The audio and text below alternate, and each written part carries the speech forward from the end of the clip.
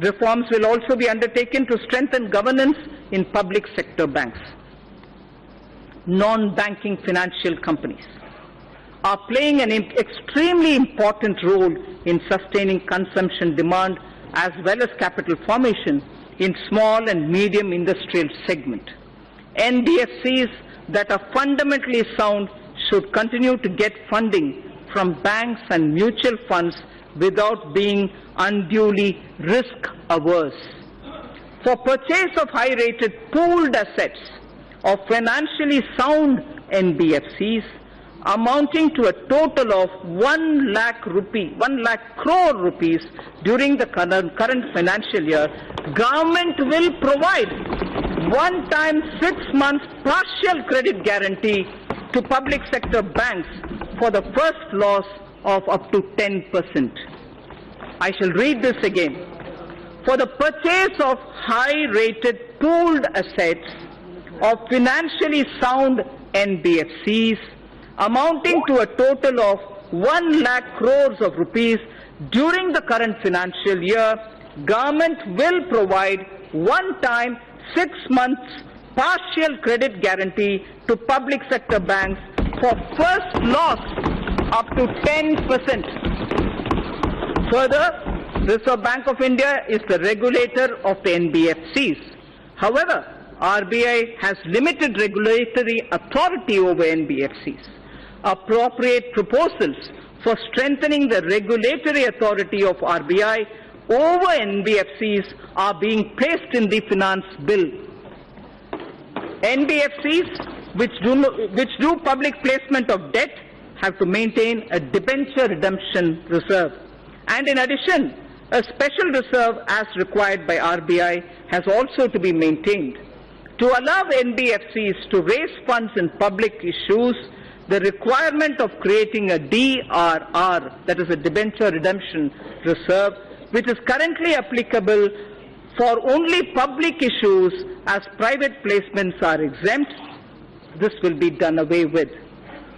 To bring more participants, especially NBFCs, not registered as NBFCs factor, on the TREDS platform, amendment in the Factoring Regulation Act 2011 is necessary, and steps will be taken to allow all NBFCs to directly participate on the TREDS platform.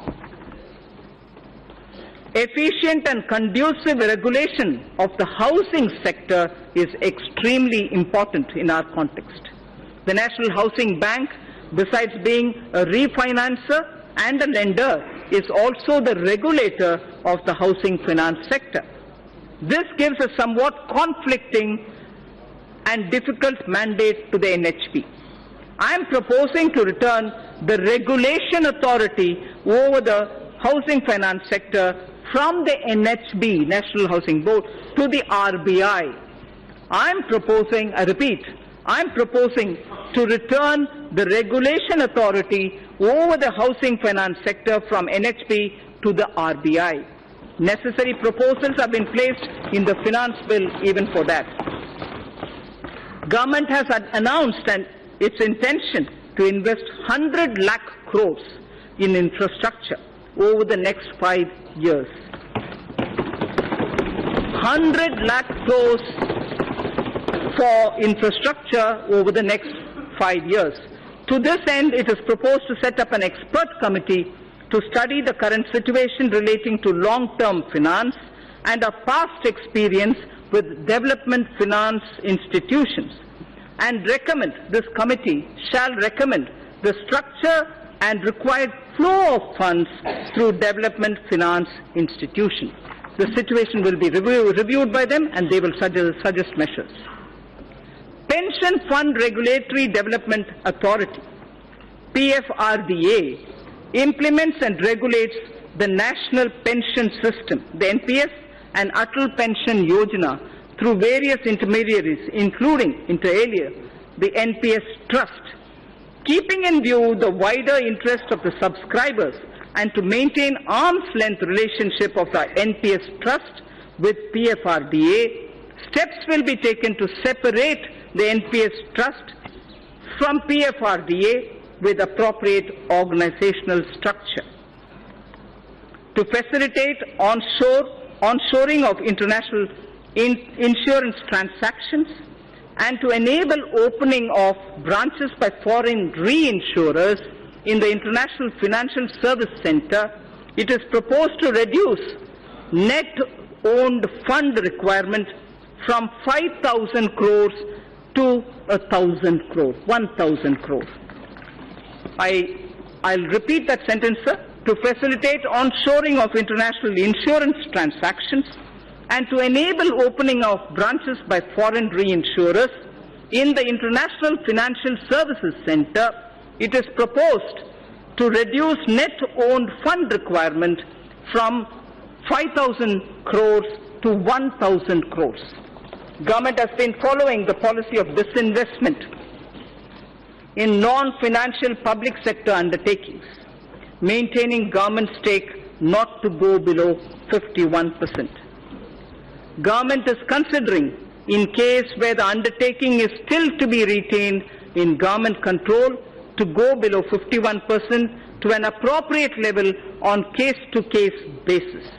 Government has also decided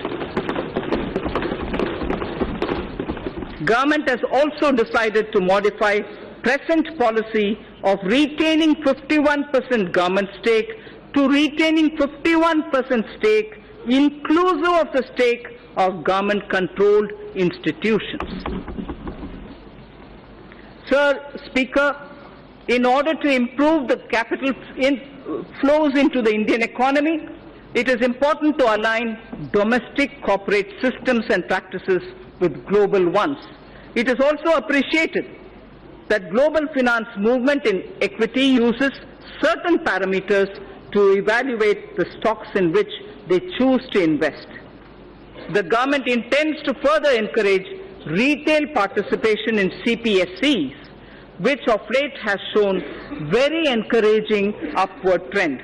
In order to provide additional investment space, the government would realign its holding in CPSEs, including banks, to permit greater availability of its shares and to improve depth of its market.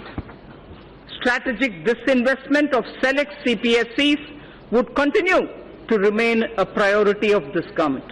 In view of current macroeconomic parameters, government would not only reinitiate the process of strategic disinvestment of Air India, but would offer more CPSEs for strategic participation by the private sector. I repeat this sentence. Strategic disinvestment of select CPSEs would continue to remain a priority for this government.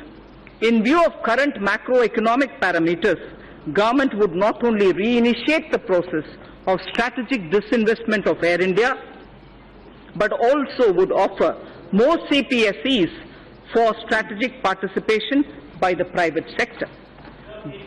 Government is setting an enhanced target of rupees 1,05,000 crore of disinvestment receipts for the financial year 2019-20. The government will undertake strategic sale of PSUs. The government will also continue to do consolidation of PSUs in the non-financial space as well. Sir, ETFs have proved to be an important investment opportunity for retail investors and has turned out to be a good instrument of Government of India's disinvestment program. To expand this further, Government will offer an investment option in ETFs on the line of equity-linked savings scheme, which is ELSS. This would encourage long-term investments in CPSEs. For bringing better public ownership of the PSUs and also bring greater commercial and market orientation of the listed PSUs, the government will take all necessary steps to meet public shareholding norms of 25% for all listed PSUs and raise the foreign shareholding limits to maximum permissible sector limits for all PSUs, companies which are part of emerging market index. Sir, the Indian sovereign debt, external debt, India's sovereign external debt to GDP is among the lowest globally at less than 5%. Honorable Speaker, sir, this is a very important indicator for India. I am repeating the line.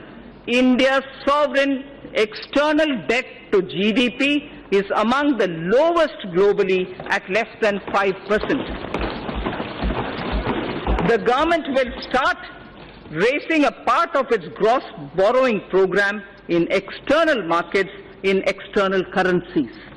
This will also have beneficial impact on demand situation for the government securities in domestic market.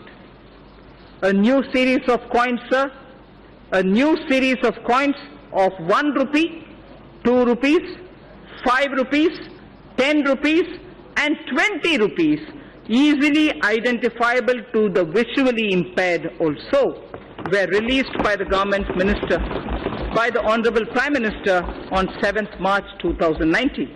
These new coins will be made available for public use shortly.